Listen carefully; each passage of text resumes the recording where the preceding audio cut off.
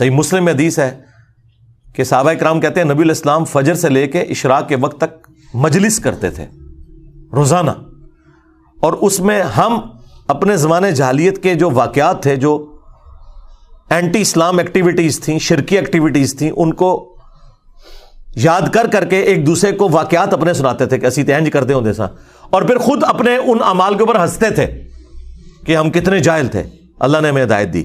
اور نبی علیہ السلام بھی ہمارے واقعات کے اوپر مسکرا دیتے تھے. ظاہر ہے جب حضور بھی کو بات سن رہے ہیں کہ یار یہ اتنے گئے گزرے تھے، ٹھیک ہے، کہ جب بجلی چمکے تو وہ بابا فرید کو یاد کریں کہ اس نے لوٹے میں بجلی بند کر دی تھی. سرکار بابا تو ہے جنہیں سارے بابے لوٹے بند کرتے ہیں.